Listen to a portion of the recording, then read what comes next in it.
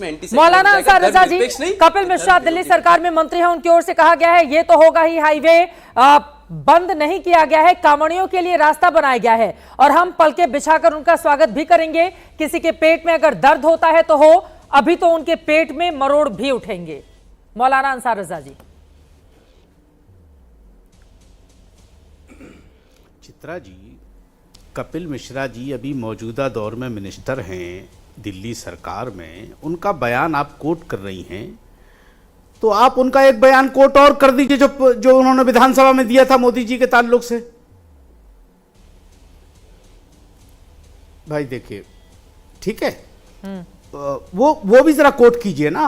आप कर दीजिए, आपको इसीलिए बुलाया गया है ना, सब मुझे ही बोलना होगा तो फिर आपको विंडो में काटने के लिए थोड़ी ना बुलाया। आप भी बोल दीजिए, कांवड़ियों पर बहस हो रहा है ना, मोदी जी पर तो अभी बहस हो नहीं रहा है। चलिए हम बोल, हाँ देखिए मोदी जी, बस यही बात है ना चित्रा जी कि जब लोग दुबई की और कतर की बात कर रहे थे तब आपने नहीं कहा कि कांवड़ पे बात हो रही है। जब वो हदीसें पढ़ के बता रहे थे कि दुबई में नमाज नहीं पढ़ी जाती रोड पे, तब आपने उनको नहीं रोका और हमने सिर्फ एक बात कह दी कि वो मोदी जी के ताल्लुक से क्या कह रहे थे, तो आपने कहा कांवड़ पे बहस। बहुत ज्यादा पसंद है कि देश के प्रधानमंत्री के बारे में मैं बहुत सारी बातें कहूं, लेकिन कई बार क्या होता है ना, विषय अगर गणित का हो तो उसमें हिंदी लिखकर आने की मेरी आदत नहीं है। विषय कांवड़ियों का है, हिंदू मुसलमान का है, जिसको लेकर चर्चा हो रही है। खैर मैंने कोड नहीं किया, आप कर दीजिए, आप कर दीजिए अगर मैंने सवाल पूछा है तो।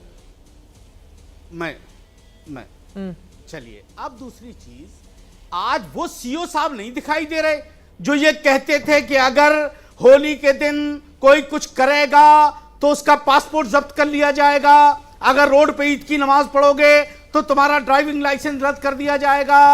आज नहीं दिखाई दे रहे वो, आज कहां चले गए वो? हमारा किसी कांवड़ यात्रा पर कोई एतराज नहीं, ये धार्मिक आस्था है, इसका एहतराम होना चाहिए और इनको कोई तकलीफ नहीं होना चाहिए।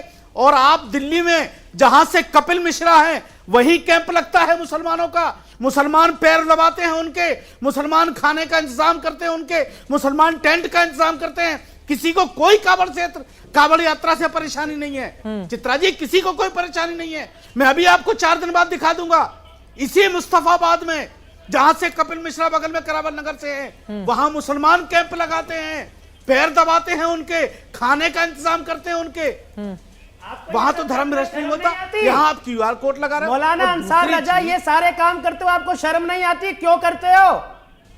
क्या हो गया इसमें शर्मिंदगी वाली? बताइए क्यों करते हो? इस्लाम में तो लिखा ही नहीं। मूर्ति पूजा करने वालों के साथ इस प्रकार की दयालुता क्यों दिखाई जा रही है? मूर्ति पूजा करने वालों के साथ इस प्रकार की दयालुता क्यों दिखाई जा रही है? एक बार मौलाना जी उनकी बात हो जाए। अंसार रजा जी बोलिए। चित्रा जी देखिए, मैं धर्म गुरुओं की बड़ी इज्जत करता हूं और महाराज जी को भी चाहिए कि टीवी के चक्कर में आप इस तरह के जुमले न बोला करें। मेरी आपसे हाथ जोड़ के रिक्वेस्ट है महाराज जी, सबको टीवी पे आने का शौक है, सबको हीरो बनने का शौक हमको तो है, लेकिन किसी को ऐसे लफ्ज ना बोलो आप धर्म गुरु हो। अपनी मर्यादा में रहिए, जरूर आएंगे और अपनी बात को रखेंगे भाई। सर हम भी मर्यादा, हम तो रखेंगे, और हमको टीवी पे आने का शौक इसलिए क्योंकि सनातन की बात रखने का इससे बड़ा कोई मंच नहीं हो सकता, तो हमको आना पड़ता है भाई। देखिए, आप सनातन की बात रखिए महाराज जी, आप सनातन की बात रखिए, हमें कोई दिक्कत नहीं है। हम अपने मजहब की बात रखें, आप अपने मजहब की बात रखिए, लेकिन किसी को कोई ऐसा लफ्ज ना बोलिए कि वो अच्छा ना लगे। मैं इस्लाम में मूर्ति पूजा करने वालों की पूजा करने की पद्धति कहां से आ गई भैया? गलत बात तो पूछ नहीं रहा। इस्लाम में मूर्ति पूजा निंदक है, हम मूर्ति पूजक हैं। उन्हीं कांवड़ियों के पैर धो रहे हो, खुद मंच पे बोल रहे हो, अब इसको डिफाइन करो आप। ठीक है, उनकी बात हो जाए। रत्नाकर त्रिपाठी जी के पास जाना है, बहुत देर से हमारे साथ जुड़े हुए हैं। शिवम भी जवाब देंगे। दिल्ली सरकार के मंत्री ही कूद पड़े हैं, एक ही धर्म, संविधान की शपथ लेते हैं, एक धर्म को आगे बढ़ाने की बात करते हैं। बोले मौलाना साहब जल्दी से बोलिए। एक मिनट देखिए महाराज जी, हमारे यहां मूर्ति पूजा नहीं होती है, लेकिन इंसानियत है हमारे यहां। मूर्ति पूजा नहीं हमारे यहां, इंसानियत है हमारे यहां, ठीक है ना? हम इंसान को इंसान समझते हैं। सर होली में भी अगर इसी तरह की बातें करनी होते तो फिर होली के समय प्रशासन को इतना वो नहीं होना पड़ता ना कि अगर किसी के कपड़े पे होली का रंग लग जाए तो फिर दंगा हो सकता है। इस तरह के हालात बन जाते हैं हर होली पर। अगर जो इंसानियत की बात आप कर रहे हैं यही होली के समय भी कर दिए होते मौलाना साहब। बोल के 4 पुलिस वाले सिक्योरिटी के लिए मिल जाएंगे आपको और योगी जी आपको कुछ दे देंगे तो आपके जैसे साधु बहुत खुले चैनल पर मुझे धमकी दे रहे हो। मुझे सिक्योरिटी क्यों चाहिए? मत करिए। क्या मेरे ये बात बोलने से मैं खतरे में आ जाऊंगा? क्या मैं कन्हैया लाल बन जाऊंगा? क्या इस्लाम मानवता की बात करता तो कन्हैया लाल की हत्या ना होती? ये मानवता की बात कर रहे हो।